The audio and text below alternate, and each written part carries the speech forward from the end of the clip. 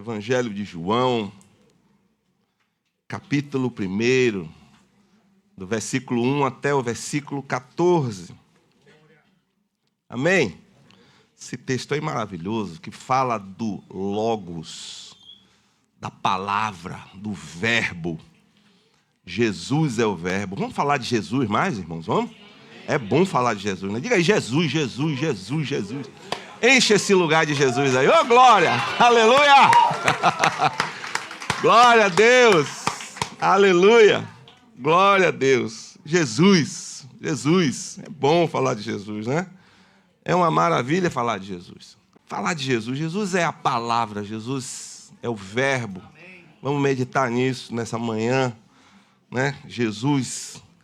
E João utiliza essa palavra, que, claro, para a gente aqui aparece como verbo, ou para algumas versões aí aparece a palavra, né? No princípio era a palavra, no princípio era o verbo.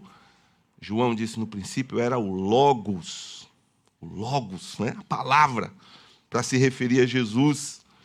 E ele só usa isso aqui no Evangelho, nesse primeiro Evangelho, e lá em Apocalipse, quando ele vai falar que Jesus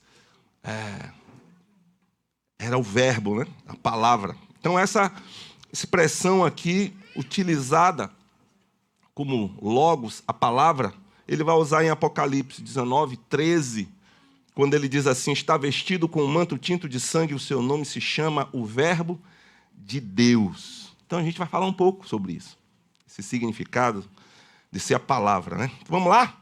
João capítulo 1, do versículo 1 ao 14, diz, no princípio era o verbo, e o verbo estava com Deus, e o verbo era Deus. Ele estava no princípio com Deus, todas as coisas foram feitas por intermédio dele, e sem ele, nada do que foi feito se fez. A vida estava nele, e a vida era a luz dos homens. A luz resplandece nas trevas, e as trevas não prevaleceram contra ela. Houve um homem enviado por Deus, cujo nome era João. Este veio como testemunha para que testificasse a respeito da luz, a fim de todos virem a crer por intermédio dele.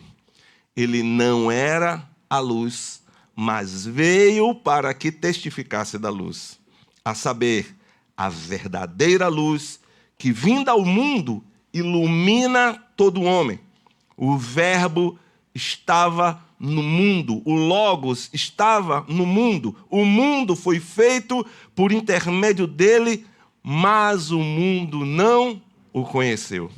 Veio para o que era seu, e os seus não o receberam, mas a todos quantos o receberam, deu-lhes o poder de serem feitos filhos de Deus, a saber, aos que creem no seu nome, os quais não nasceram do sangue, nem da vontade da carne, nem da vontade do homem, mas de Deus. E o Verbo se fez carne e habitou entre nós, cheio de graça e de verdade.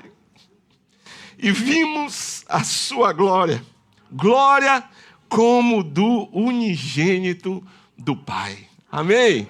Louvado seja Deus. Vamos aplaudir a Jesus. Aleluia. Ó Senhor Jesus, digno é o teu nome. Louvado seja Deus. O que é o Logos?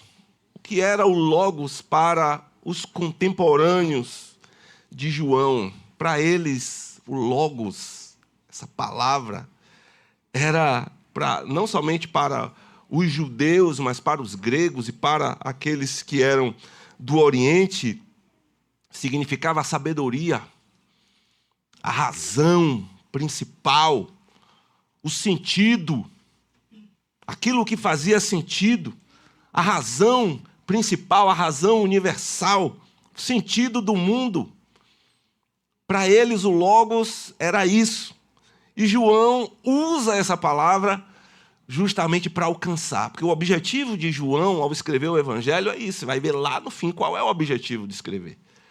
Ele diz, olha, muitas coisas foram feitas por Jesus, não cabia no livro, nesse mundo, do que ele fez. Mas o que foi escrito aqui é para que todos possam conhecer que Jesus Cristo é o Filho de Deus. Aleluia! Então, o Logos, João tenta alcançar essas pessoas, usa essa palavra para alcançar essas pessoas, e também era conhecido como se fosse um ente divino, que era o mediador entre o divino e entre o humano. Então, quando João diz que Jesus é o verbo, ele é a palavra, ele é o Logos, ele está querendo dizer, olha, tudo isso aí que vocês estão pensando, razão universal, o sentido da vida, a sabedoria, tudo isso aí é Jesus. E Jesus ainda é muito mais do que isso. É Ele. Esse ente divino que vocês estão procurando é Jesus. Esse que vocês falam é Jesus. E por que João se refere a Jesus com uma palavra? Ele está falando para judeus, ele está falando também para gentios, ou para gregos, para outras pessoas. Mas quando ele se refere a Jesus com uma palavra, ele está mostrando que Jesus, no Antigo Testamento, é a palavra. Se você for procurar, onde é que está Jesus no Velho Testamento? Onde é que Jesus aparece? Ele é a palavra. Ele é a palavra, ele é o verbo de Deus. Ele atua lá antes mesmo da fundação do mundo. Então Jesus, no Antigo Testamento, é Deus criando, é Deus formando, é Deus chamando os patriarcas para uma aliança, é Deus chamando um povo, falando com o povo, se comunicando com o povo, expressando um pouco na medida certa para aquele povo, para aquela época, quem era Deus, por meio do seu pensar, por meio do seu falar, por meio do seu agir, do seu chamar, das suas alianças, das suas promessas. Deus está ali, Jesus está ali no Antigo Testamento, sendo Deus falando, agindo. Jesus é Deus chamando os patriarcas, colocando as suas promessas, estabelecendo as suas alianças, se comunicando com eles, abençoando pessoas, repreendendo povos, dirigindo, guiando. Jesus está ali o tempo inteiro. Jesus está ali, Jesus é essa pessoa. Em Colossenses, no capítulo 1, no verso 13 ao 17, Colossenses 1, de 13 a 17, diz assim: Ele nos libertou do império das trevas e nos transportou para o reino do Filho do seu amor, no qual temos a redenção, a remissão dos pecados. Este é a imagem do Deus invisível.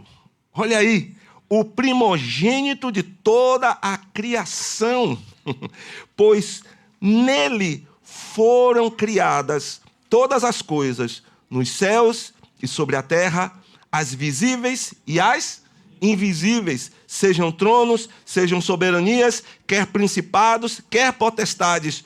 Tudo foi criado por meio dele e para ele. Ele é antes de todas as coisas, nele tudo subsiste. Aleluia! Glória a Jesus! Glórias ao teu santo nome, Jesus. Aleluia! Glória a Deus! A palavra lá no Antigo Testamento era aquilo que eles buscavam seguir, buscavam obedecer. Não era isso que eles observavam? Jesus disse: examinai as Escrituras. Vocês examinam as Escrituras e julgam ter nelas a quê? A vida eterna. Então é isso que vocês querem. Obedecer, seguir. Era essa palavra, era Jesus. Jesus, a palavra de Deus. Uma outra coisa importante que João mostra sobre o Logos é que o Logos não é somente uma palavra, não é somente um som, mas ele é uma pessoa. Amém? Ele é uma pessoa. Foi ele quem criou com a sua palavra e sustenta todas as coisas criadas pela palavra do seu poder. Foi ele quem proferiu mandamentos, foi ele que abençoou. É uma pessoa autônoma, vamos dizer assim. Jesus, o Logos, é uma pessoa pela qual Deus se expressa, pela qual Deus aparece de uma forma integral diante de nós. Em Hebreus capítulo 1, verso 1 até o 3, Hebreus 1, de 1 a 3, diz assim: havendo Deus outrora falado muitas vezes e de muitas maneiras aos pais pelos profetas, nestes últimos dias nos falou pelo Filho, a quem constituiu herdeiro de todas as coisas, pelo qual também fez o universo. Ele que é o resplendor da glória e a expressão exata do seu ser, sustentando todas as coisas pela palavra do seu poder, depois de ter feito a purificação dos pecados, assentou-se à direita da majestade nas alturas. A palavra, o verbo, Jesus, se sentou à direita de Deus, na majestade.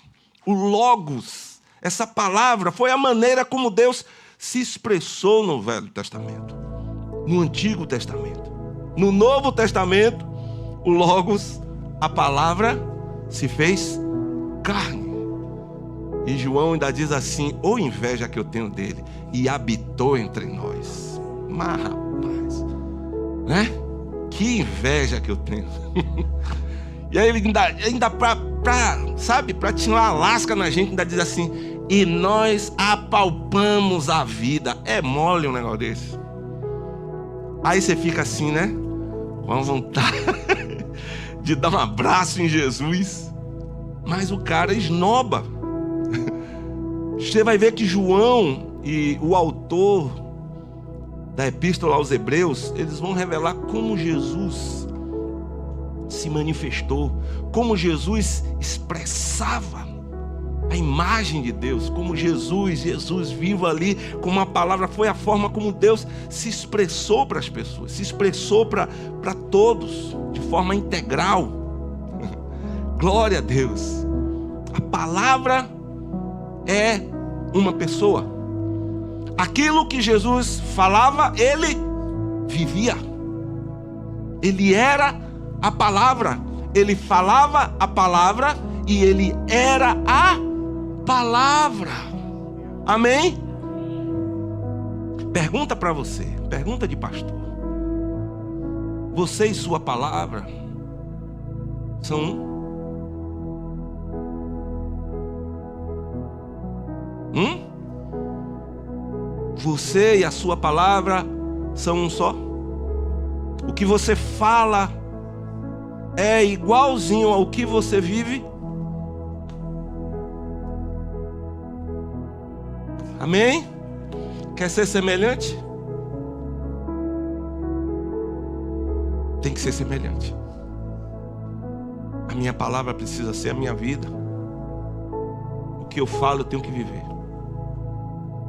O que eu vivo eu tenho que falar. Né, irmão? Jesus era assim. Amém? Aleluia. Outra coisa importantíssima que João vai mostrar sobre o Logos. O Logos é a palavra. A palavra é uma maneira de se expressar e se conectar, de se ligar com a outra pessoa. Amém? Nós usamos a nossa palavra, o nosso linguajar, para nos conectar às pessoas. É ou não é? Ou você simplesmente chega assim para a pessoa: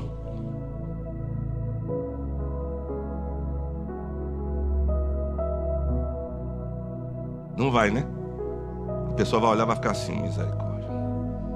Se for crente, vai dizer: queima Jesus, amarra logo, amarra pé e mão, queima ele de cima a baixo. Se for um só, saia. Se for um bocado, um dá a mão ao outro e sai tudo de uma vez, para não ter que ficar expulsando de um em um, né? Mas a gente usa as palavras. Nós usamos as palavras para nos comunicar com a pessoa. Agora o problema da gente é que a nossa comunicação é imperfeita. Primeiro que às vezes a gente não sabe se expressar de uma forma, vamos dizer assim, perfeita, completa, totalmente inteligível. E ainda tem outro problema, que o receptor da palavra, ele também tem um problema para entender, né? Aí é um negócio sério, porque às vezes você fala uma coisa, a pessoa entende outra. Quantas vezes eu já preguei, uma pessoa, pastor, aquilo que você disse, aí ele vem e fala um monte de coisa, eu fico assim, amém, meu irmão, mas eu disse assim, eu acho que não disse isso não, mas ele entendeu, glória a Deus, aleluia. Vai nessa tua força, meu irmão, foi isso aí, Deus te abençoe, né? Foi o Senhor que soprou aí no teu ouvido, glória a Deus, né?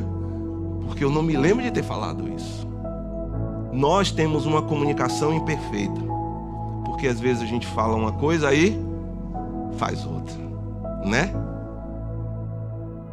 A gente diz eu te amo, eu te amo, eu te amo, e às vezes a gente age de alguma forma que a pessoa não entende aquilo como amor. Às vezes até é um ato de amor, mas a pessoa não entende que é amor. Por meio da palavra, da nossa boca, a gente pode dizer o quanto a gente ama uma pessoa, e às vezes com a nossa atitude a gente pode dizer que pode estar dizendo assim, eu não vou com sua cara, eu não gosto de você, você é chato. Ou às vezes a gente não diz nada disso, mas a pessoa pensa. E ainda tem aqueles que ouvem, né? Mesmo sem ter falado. Você disse tal coisa. Eu disse isso. Disse. Não falei isso não. Eu falei assim, assim, assim. Mas não é a mesma coisa. Aí o couro come, né? A gente fala de uma forma amorosa. E às vezes a gente fala de uma forma mais dura, mais agressiva. Não é? A gente fala de uma forma um pouco agressiva, às vezes uma forma dura. A gente tem dificuldade de entender as palavras, até mesmo os atos. A gente tem dificuldade de entender. Porque às vezes a gente faz alguma coisa para alguém com um pensamento claro, mas a pessoa não entende.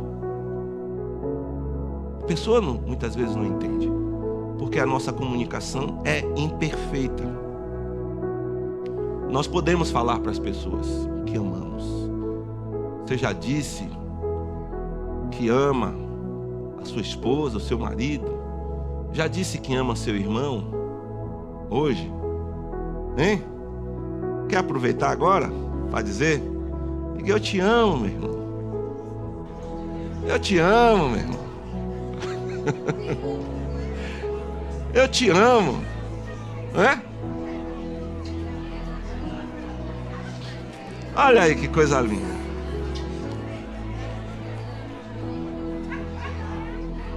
Olha aí um jeito de dizer eu te amo, né?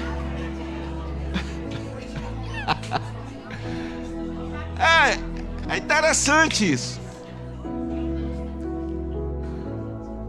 A gente pode dizer que ama as pessoas fazendo um pix, né? Olha aí.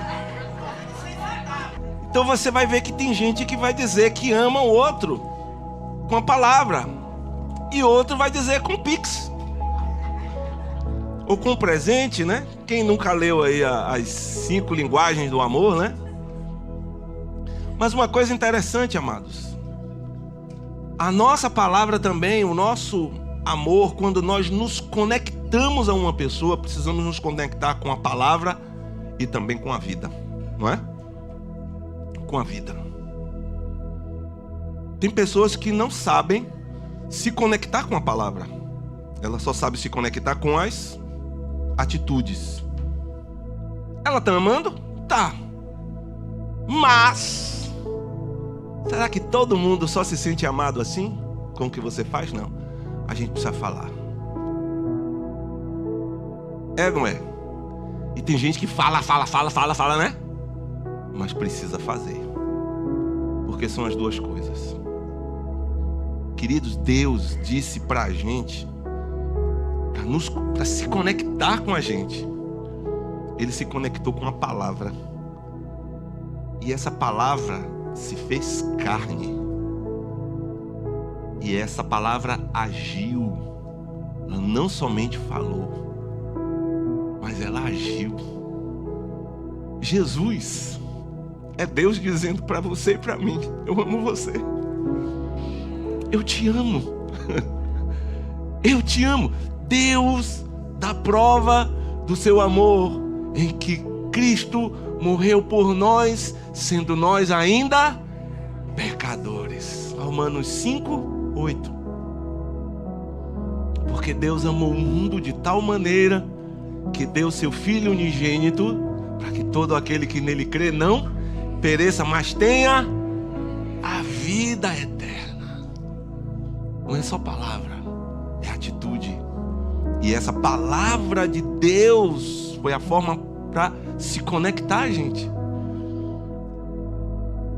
Deus estava em Cristo, reconciliando consigo o mundo, não lhes imputando os seus pecados. 2 Coríntios capítulo 5, versículo, vai lá procurar que eu não me lembro. Deve ser 18, porque o 17 é Deus está quem está em Cristo, nova criatura é, as coisas velhas já passaram, eis que tudo se fez novo. Deus estava em Cristo, reconciliando consigo o mundo e nos confiou o ministério da reconciliação. Olha aí, ele nos confiou o ministério da reconciliação, para que a gente, por meio da pregação da palavra e da ação, da atitude, do amor do Pai, possamos conectar pessoas com Deus. Possamos ser aquelas pessoas que Deus vai usar para se reconciliar com Ele. Olha que graça, olha que poder Deus nos deu com a sua vida, com Cristo, com o seu Evangelho. Porque o Evangelho é poder de Deus e salvação para todo aquele que crê. Primeiro do judeu, depois do grego. Glória a Deus, por meio do Evangelho. A palavra está aí na tua boca, no teu coração. Olha que bênção. Uma palavra da Romanos capítulo 10, verso 9. Nós vemos que Jesus, com uma atitude, uma só atitude, um só sacrifício, nos mostrou o quanto Deus nos ama e se conectou a gente por meio dele, por meio da palavra. Por meio da fé no seu nome, ele nos deu o poder de sermos feitos filhos de Deus. Nós lemos: a saber, aos que creem no seu nome, não por vontade da carne, não por vontade do homem, não por vontade do sangue. Mas vamos lá, Romanos 10, 9 diz: se com a tua boca confessares Jesus como Senhor, e em teu coração creres que Deus o ressuscitou dentre os mortos, serás salvo. Que coisa tremenda. Que coisa tremenda. Amém? A gente expressa amor. A gente se conecta com as pessoas com a palavra, mas também com a atitude. Como é que você consegue expressar o seu amor para Jesus? Qual é a forma? Como é que você diz para Jesus que ama a Ele? Como você expressa o seu amor a Deus? Obedecendo os mandamentos? Dizendo também que ama? Sim? Mas obedecendo, né? Porque senão não há conexão. Eu te amo, eu te amo, eu te amo. Mateus 7, 21 diz o quê? De que adianta? Apertei sua mente agora, não foi assim. De que adianta vocês me dizerem Senhor, Senhor, e não fazer o que eu vos mando? Nem todo aquele que me diz Senhor, Senhor entrará no reino dos céus, mas aquele que faz a vontade do meu Pai que está nos céus. Então não é só eu dizer Jesus eu te amo, não é só eu cantar uma música linda, como essa música que a gente cantou aqui, que Lucas fez em parceria aí com o Espírito Santo, que a gente pode dizer de adorar Jesus, amar Jesus. Não é só uma música, mas é a vida, é a atitude, amém? A obediência. Mais uma coisa importante, ou melhor, importantíssima, que João nos mostra acerca do Logos, é que o Logos, a palavra, o verbo, Jesus, é o mediador tanto da criação como da redenção. Tudo foi feito por meio dele. Amém? Nós fomos criados pelo Logos e também fomos redimidos pelo Logos, pela palavra. Ele estava na criação, mas ele estava também na redenção. Ele veio para o que era seu. Nós lemos que o mundo não o conheceu. O mundo não o conheceu. Ele veio para o que era seu, mas os seus não receberam. Aqui, quando diz assim, ele veio para o que era seu, está dizendo que ele não está invadindo uma propriedade que é de outro, não. Ele está vindo para aquilo que é dele. Por quê? Porque ele criou.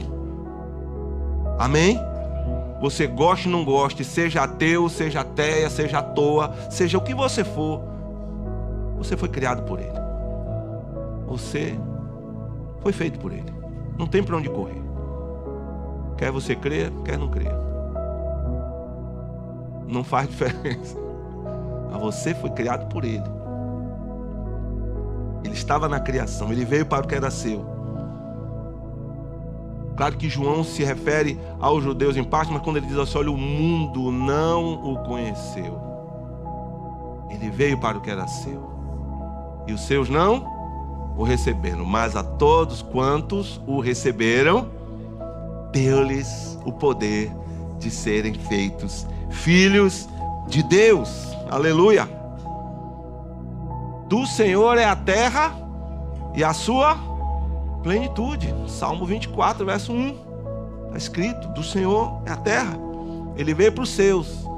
Ele veio para o seu povo, para o povo que ele chamou, para o povo que ele fez aliança. Mas esse povo o rejeitou. Ele foi rejeitado pelo seu povo. E ele foi rejeitado e é rejeitado pela maioria da humanidade, é ou não é? Ele é rejeitado. O mundo não o conheceu.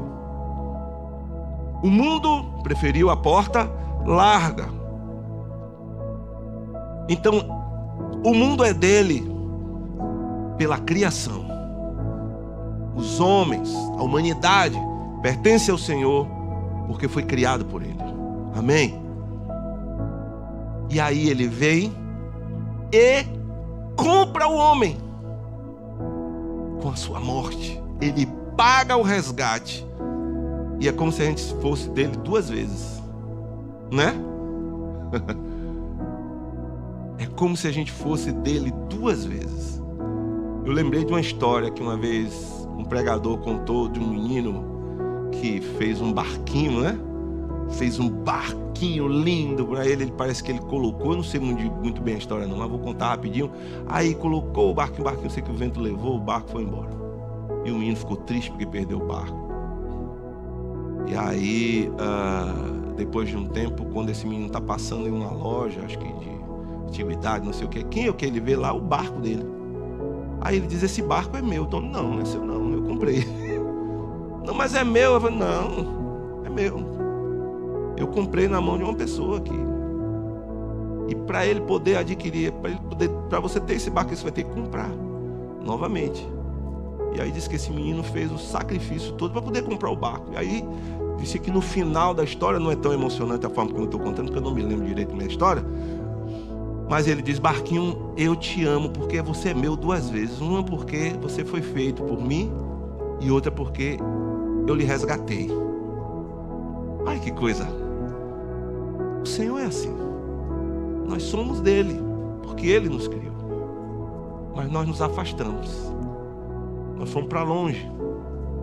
E ele vai, se faz homem, se faz carne, se humilha e nos compra novamente. Nos resgata com o seu sacrifício. Ele se oferece mais uma vez. Isso mesmo, obrigado, Jesus. Diga isso mesmo. Ele se oferece novamente para a humanidade. Ele se oferece mais uma vez. E aqueles que recebem a Ele, é-lhes dado o poder, a autoridade de se tornarem filhos de Deus. Você é promovido de criatura para filho. Amém? Essa era a hora de você dar um glória a Deus bem alto, né? Eu era criatura da barriga dura e agora eu sou filho. Sou filho de Deus. Filho. Eu fui registrado. Você foi registrado? Seu pai lhe registrou? Você tem hoje uma certidão aí de nascimento? O registro, como o baiano diz, né? Como a gente gosta de falar, o registro. Você foi registrado? Você nem olha, pai, nem liga, né? Mas tem gente aí que corre atrás para poder ser registrado. E quando é registrado, há uma alegria muito grande. Poxa, eu existo. Eu existo. Vocês já viram esses vídeos que às vezes passam no YouTube de pessoas, né, que tem um padrasto e que convive ali? O padrasto é uma pessoa tão boa que aquela pessoa chega lá e vem com o documento todo para ser adotado por ela e entrega, e é aquele chororô, né? É aquela coisa linda, porque agora eu estou aqui ratificando que eu sou seu filho, eu sou sua filha. Deus fez isso com a gente, irmãos. Nos registrou. É meu filho, é minha filha. É herdeiro junto com o meu filho, com o meu primogênito. Somos herdeiros de Deus e co-herdeiros com Cristo. Ele se ofereceu. E João diz que nós nos tornamos filhos, não foi por obras, mas pela fé. Fé aonde? Fé em quem? Fé no Logos, fé em Jesus. E é só por meio da fé que a gente nasce de novo, que a gente nasce de Cristo, que a gente nasce novamente no Senhor. E João diz assim, ó, não é do sangue.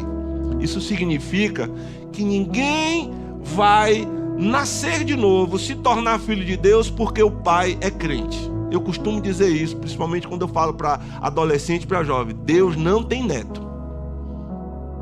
Deus só tem filho. Seu pai é crente, sua mãe é crente, amém. Você precisa se tornar crente também. Você precisa se converter também. Você deve se converter. Você deve se tornar filho. Filho de Deus. Aqui diz que não foi pelo sangue. Não foi porque você nasceu de uma linhagem, porque você era filho de Abraão.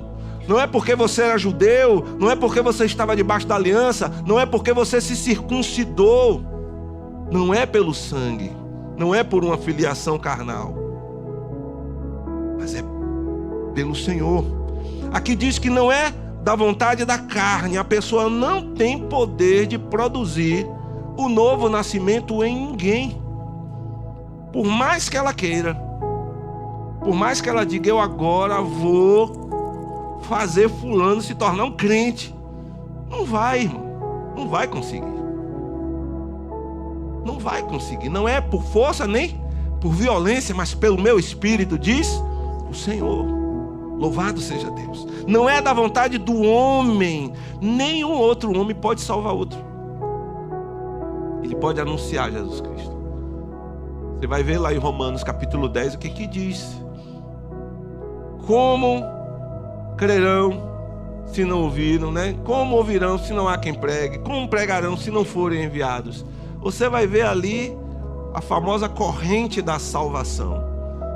em que Deus dá o start, Deus vai lá e envia alguém para pregar. Esse alguém prega.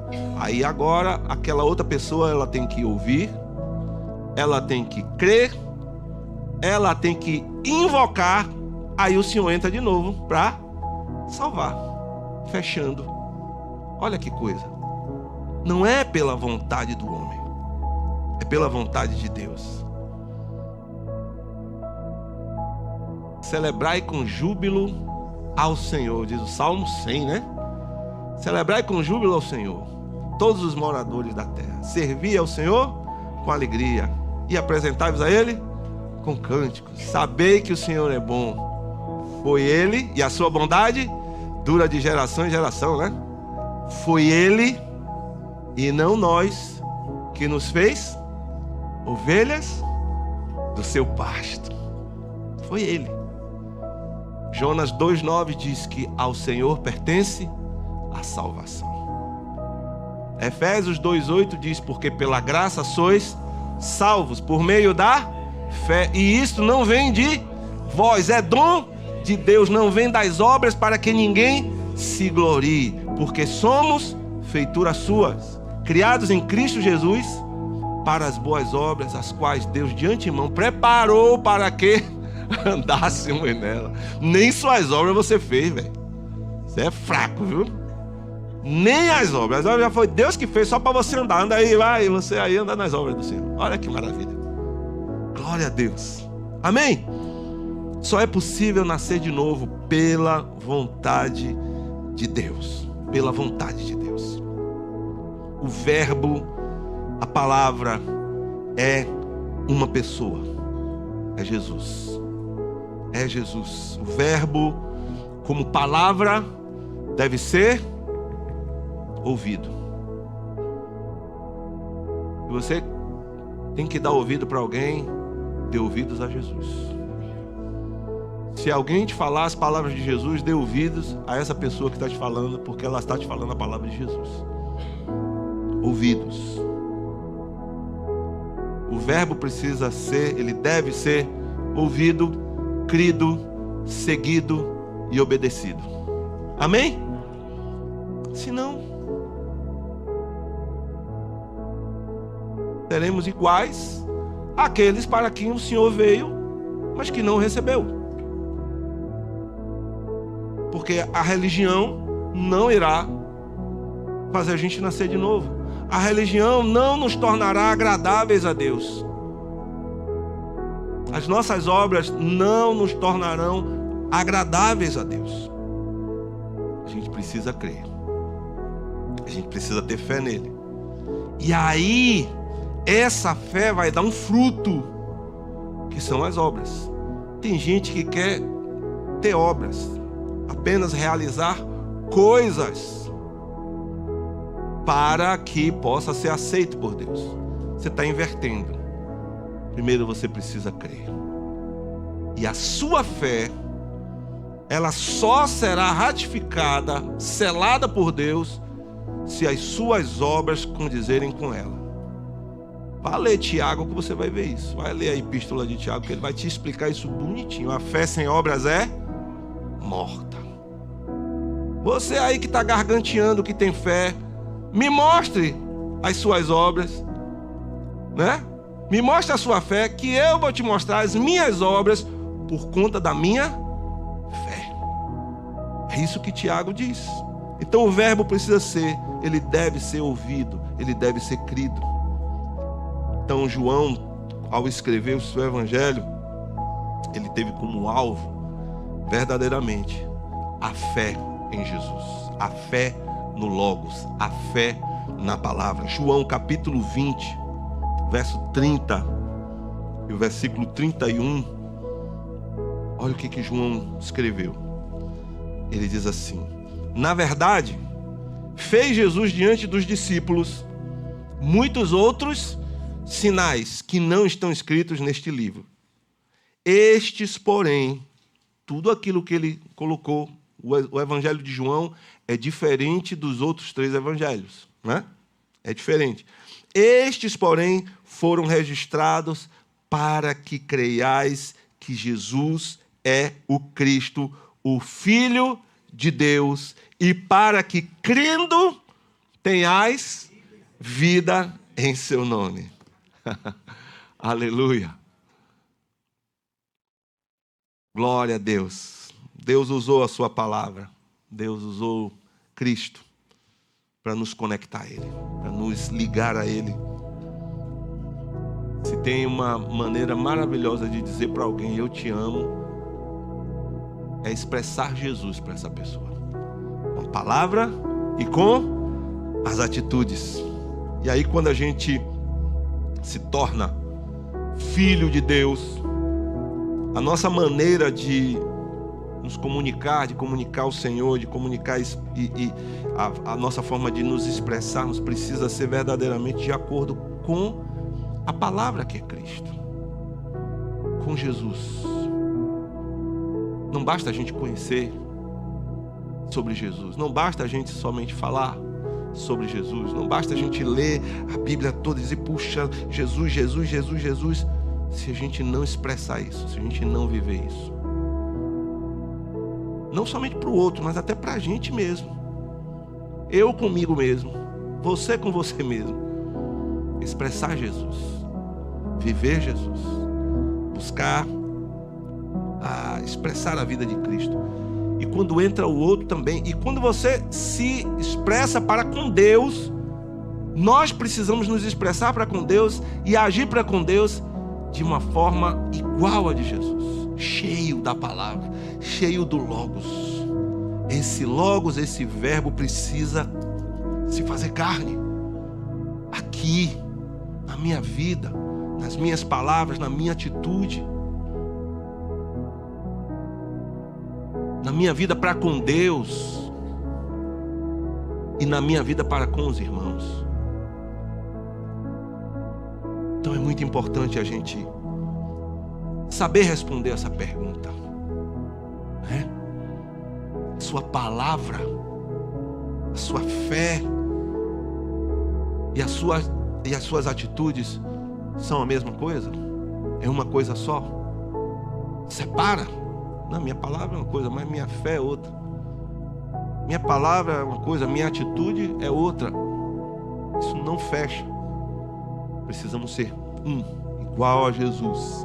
O que falamos, o que vivemos, precisa ser um só. Nossas palavras e as nossas atitudes. Precisamos ter coerência naquilo que a gente fala, naquilo que a gente vive, naquilo que a gente processa, nas nossas atitudes, nas nossas práticas, semelhantes a Cristo, a palavra. Você foi regenerado pela palavra. Você foi salvo pela palavra. A palavra que foi evangelizada entre nós, essa é a palavra que age na nossa vida. Mas a gente precisa ter coerência. Amém? Precisamos ter coerência no que a gente fala e no que a gente vive em todos os sentidos. Expressar Jesus. Aí sim, as pessoas vão olhar e vão dizer, aquele pessoal ali é semelhante a Jesus. Deus vai olhar para nós e vai dizer, esses meninos aí, essa turma aí, é igual ao meu filho realmente. Estão buscando isso.